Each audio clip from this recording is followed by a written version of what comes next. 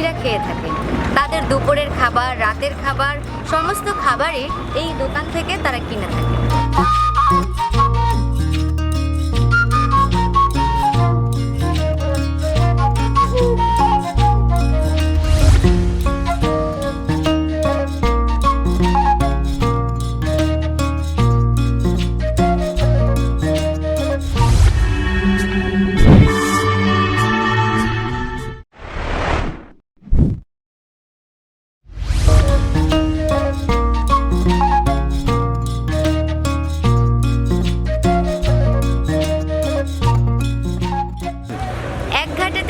বাড়ি আর এক ঘাটে খাই, মোদের সুখের সীমা নাই।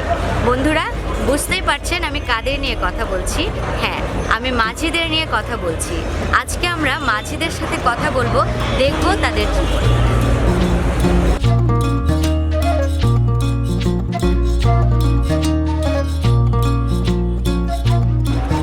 এগুলো মাঝিদের ঘর, কোনো বেদেদের ঘর নয়। দেশের বিভিন্ন জায়গা থেকে এসে যারা এখানে মাঝির কাজ করেন তারা এই ঘর ভাড়া করে থাকেন।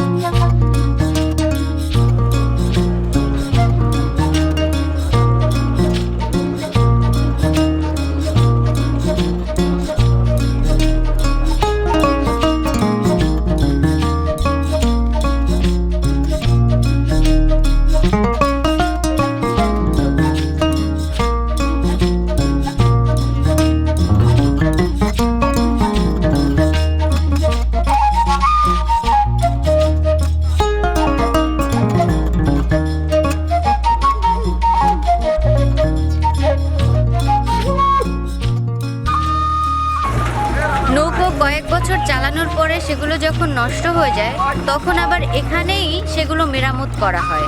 তো আমি দেখছিলাম যে এখানে একটি নৌকা, পুরনো নৌকা মানে ভাঙা নৌকা, সেটি রিপেয়ার করা হচ্ছে।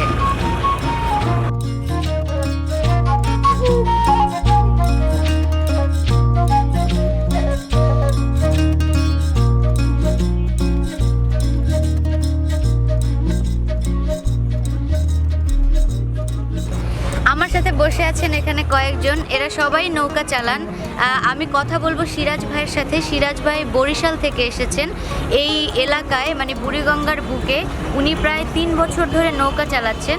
এবং আরেকটি কথা বলে রাখি, সেটি হচ্ছে সিরাজ ভাই উনি নৌকা চালান এবং নৌকাতেই ঘুমান, নৌকাতেই থাকেন এবং এই বুড়িগঙ্গায় গোসল, এখানেই উনি খাওয়া দাওয়া করেন।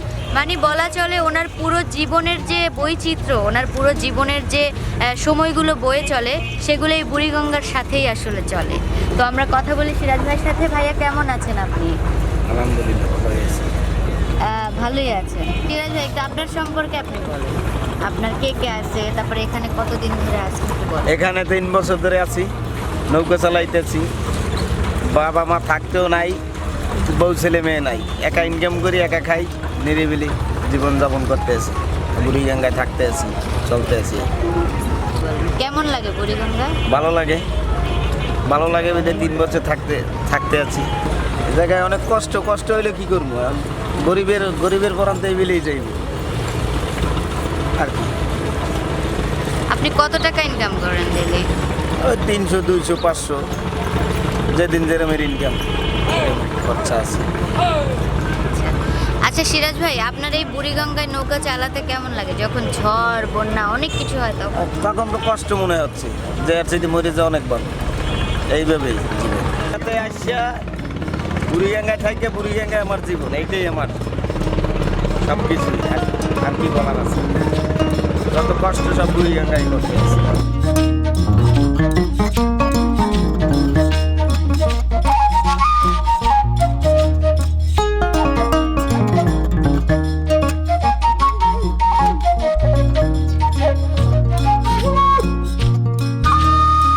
নৌকার মধ্যে ভাসমান হোটেল, এখানে মাঝিরা খেয়ে থাকেন। তাদের দুপুরের খাবার, রাতের খাবার, সমস্ত খাবারই এই দোকান থেকে তারা কিনে থাকে।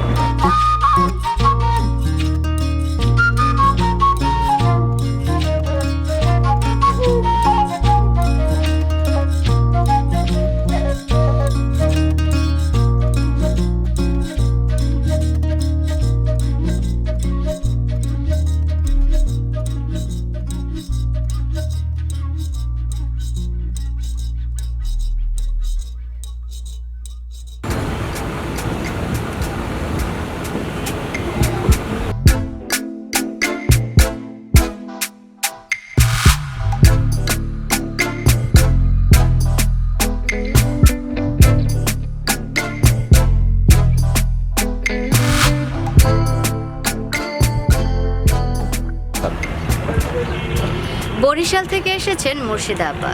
এই আপার বাড়িঘর ভেঙে যাওয়াতে তিনি সঙ্গী করেছেন বুড়িগঙ্গাকে। বুড়িগঙ্গার বুকেই তিনি নৌকোয় একটি দোকান করেছেন, খাবারের দোকান। মাঝিরা তার দোকানে সবসময় ভাত খেয়ে থাকেন, সকালে নাস্তা করেন।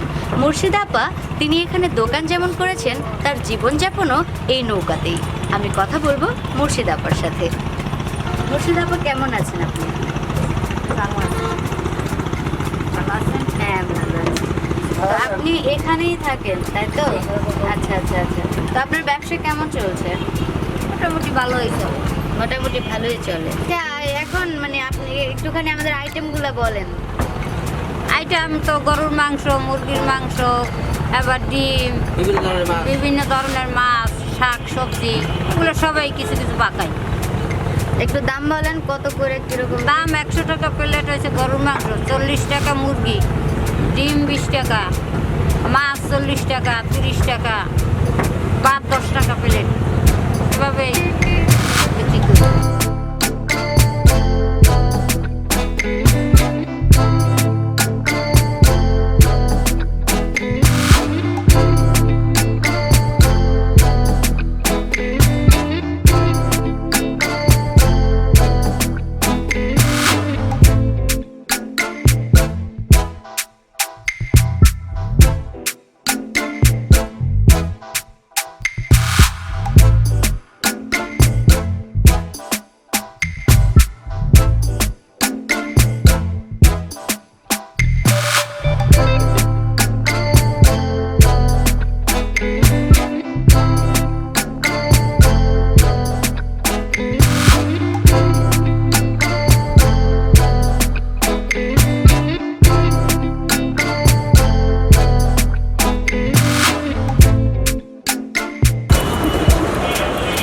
বন্ধুরা, এখানে ঘুরে দেখলাম নানা প্রকারের ব্যবসাকে, মানে এই বুড়িগঙ্গার পাশেই নানান ধরনের ব্যবসা রয়েছে, অনেক সেলুন।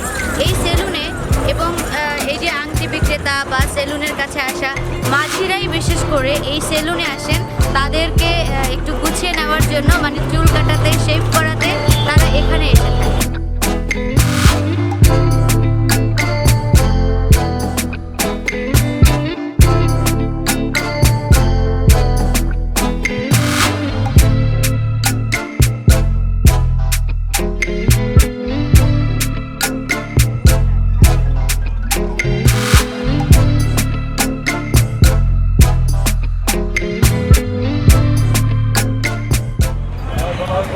বন্ধুরা, আজকে আমরা দেখলাম ব্রিজঘাট মাঝিদের জীবন, কেমন করে এই মাঝিরা তাদের জীবন পার করছেন দিনের পর দিন, বছরের পর বছর। আমাদের অনেক কিছুই অজানা ছিল। জানলাম তারা বুড়িগঙ্গাকে কতটা আপন করে নিয়েছেন এই কয়েকটি বছরে। আমরা আজকের মতো এখানেই শেষ করছি। সবাই ভালো থাকুন, সুস্থ থাকুন। আর হ্যাঁ, আমাদের ভিডিওটি ভালো লাগলে লাইক, কমেন্ট এবং শেয়ার করুন। আর সাবস্ক্রাইব যদি না করে থাকেন তাহলে বসে কেন, এক্ষুনি সাবস্ক্রাইব করে দেন। ভালো থাকুন, সুস্থ থাকুন।